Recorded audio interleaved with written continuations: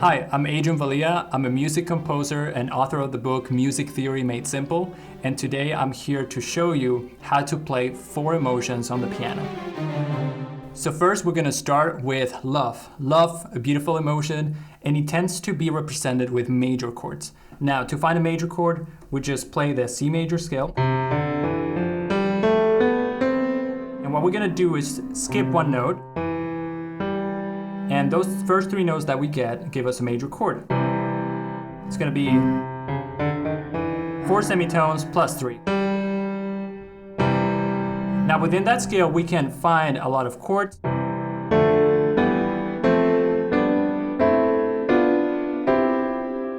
And these are all very pretty, but we're going to choose the ones that are major, that also have that pattern of 4 semitones plus 3. And the first one works. This one is actually minor, minor, major, major, minor, diminished, and back to major. Now, anything that's minor tends to be slightly sadder, and sometimes you do want some of that emotion within love, because love can be sad at times, but for the most part, we're gonna keep it quite happy and uplifting. Now, the diminished one is the one that we don't want to use as often. So for now, we're gonna stick with C, F, and G. And we will want a very simple melody, something like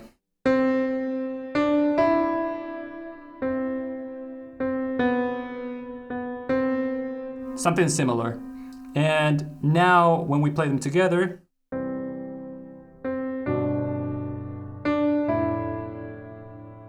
and it sounds great as it is, but we want to favor just slightly higher registers in general. So let's try this.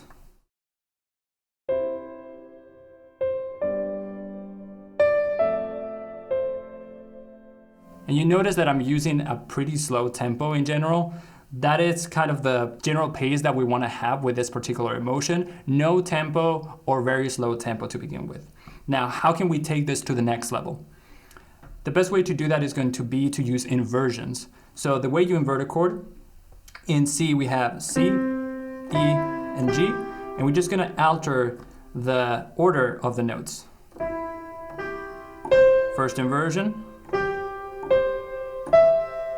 and that gives us the second inversion. And this way we can start playing different chords. We can start here and then play our G chord in first inversion. Isn't that beautiful? Just having that B on the bottom where you're just moving down by a semitone. You can do the same thing for F. And then going back to C, to G, and then to F. Let's try that out with the melody.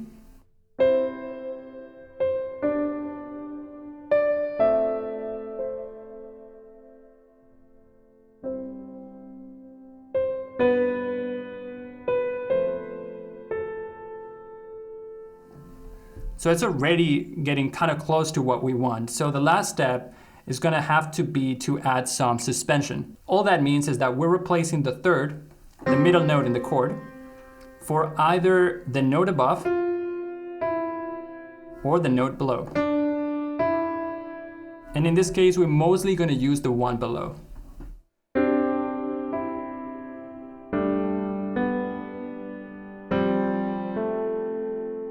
And that sounds really beautiful, but if we add the inversions on top of this, it's going to be even better.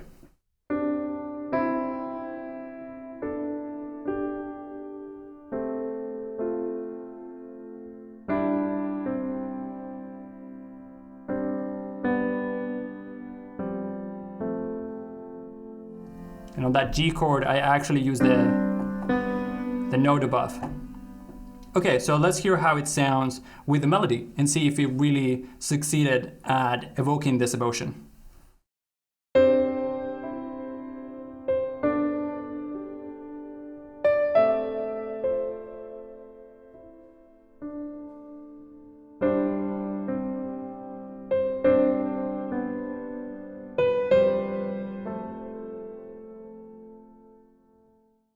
Our next emotion is going to be sadness. Now sadness is going to be very different from what we've done earlier. It's going to be a low range, so we're going to be playing with low chords, and this time they're going to be based on the minor scale. So the minor scale goes like this.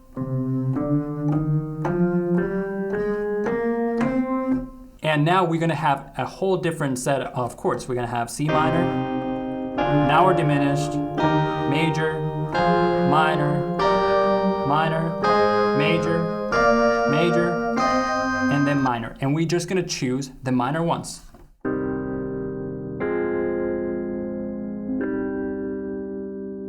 Now that we have these, we're going to play them in a very slow tempo. So in the melody, we're going to want to outline the C minor chord.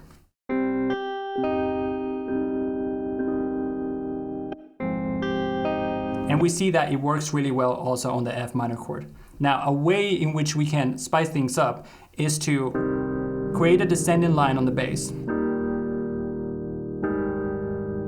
until we get to C. And now we have two versions that kind of have contrast in between them. So we can start like,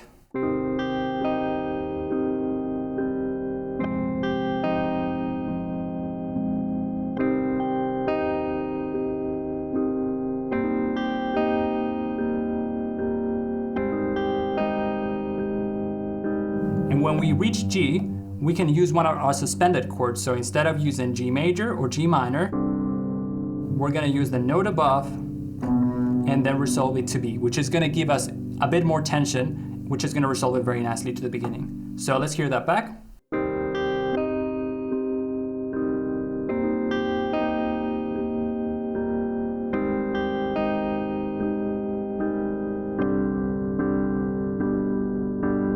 And the last step is going to be to add some semitones that are naturally in the scale. So things like this E flat and D, and this G and A flat. When we put those together,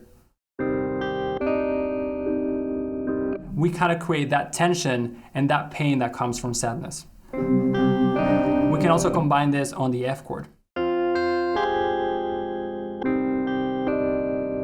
So we put all of these elements together, we can create a progression that sounds like this.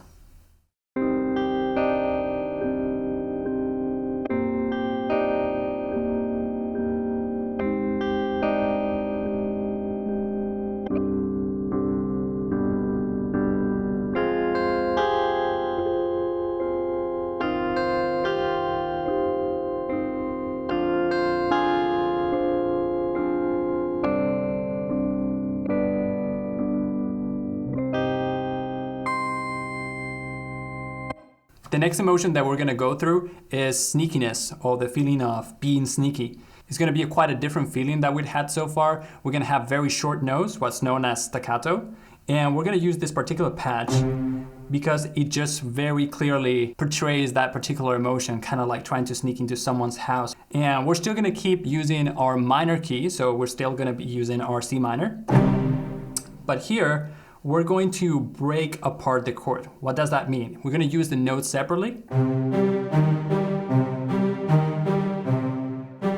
And it's going to add a bit more movement and not make the arrangement as busy. And that's exactly what we want with this particular emotion. For the right hand, we're going to be using the notes of the chord, but with a twist. We're going to add a chromatic note, or a note that is a semitone, above or below the note of the chord. So we can also use the one above, but we're going to stick to the one below. And that already gives us that feeling.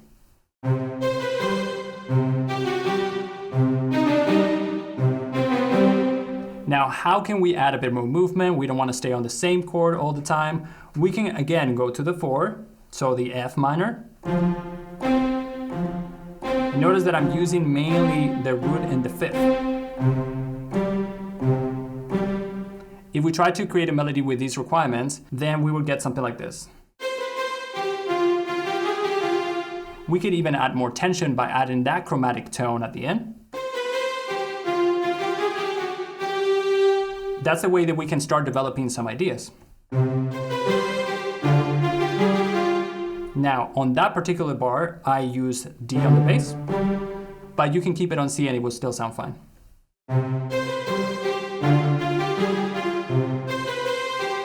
And now when we want to add some accents, we're going to make slightly longer notes on those tension notes.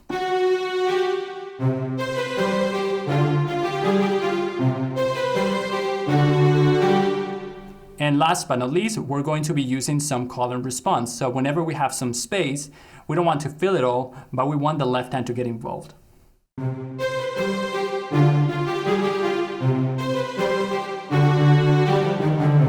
You see how I walk down the minor scale on my left hand at the end. Let's try to use the same pattern on F as well, and then we can put it all together into a piece. And there we have it. We have two sections that have some contrast and that we can stitch together later.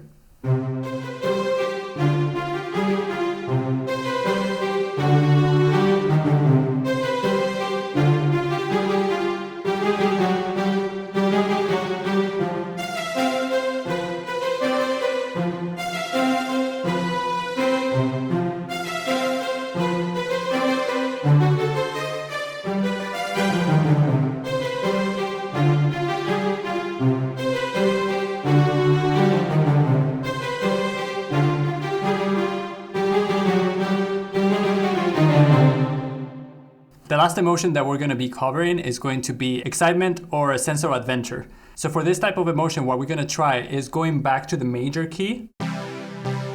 When we want to express power or warmth, this particular range is very good. Now, as you can tell, I'm particularly favoring just playing the bottom and top notes, so that is the root and the fifth. And we also want to have a constant rhythm. So constant rhythm is going to be what drives the song. It's going to be way more focused on the rhythm as opposed to the other few emotions like sadness or happiness, where like you could stay on a more rubato or free tempo sort of composition. Now for the right hand, we're going to want to use something that sounds lively. So that means quick notes that often have sustain.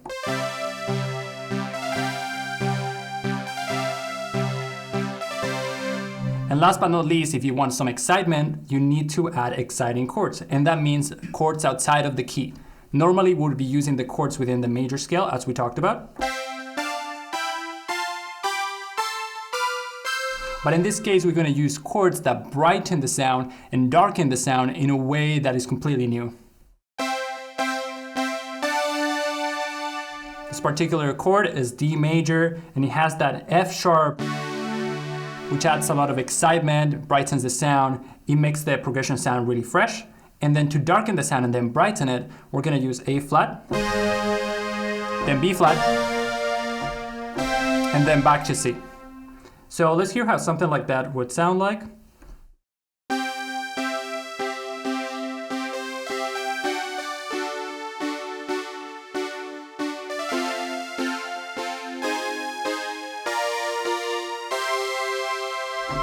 So far, so good.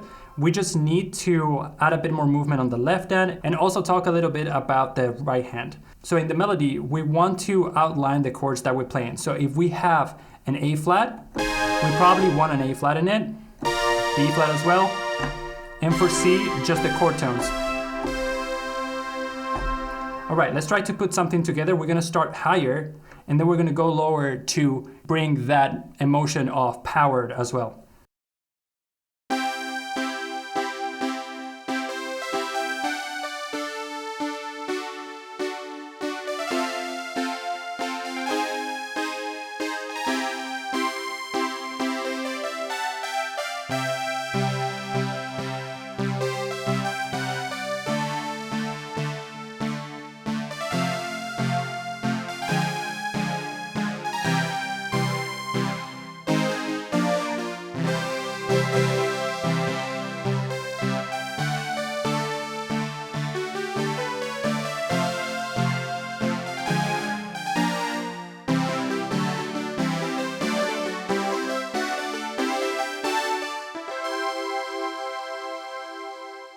Okay, Adrian, your mystery emotion is nostalgia. Nostalgia. The first thing that comes to my mind is using some combination of happy notes and then slightly sadder notes. So things like this C will work great, but also an F minor with a D has that sense of nostalgia. I think is the minor and the major combined. There's kind of this bittersweet feeling about it. So the first thing that comes to mind is using this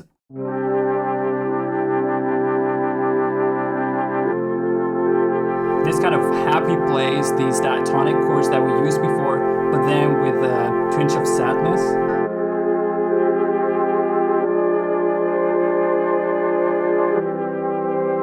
And I think there's part of it that can feel a bit innocent at times, kind of like remembering childhood or something like that. So I probably would want to use a higher register.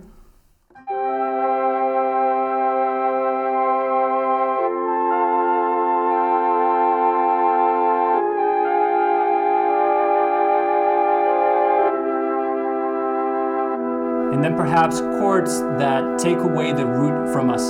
So if this is the bit that makes us happy and feel stable, suddenly we don't feel at home anymore.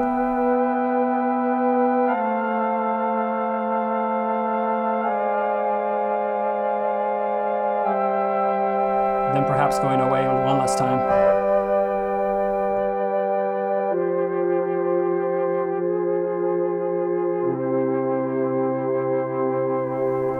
Thanks so much for watching this video. I hope you enjoyed these piano tips. If you're curious about music and how it works, feel free to check out my channels at Adrian Valia. And if you want us to cover any other emotions, let us know which one in the comments.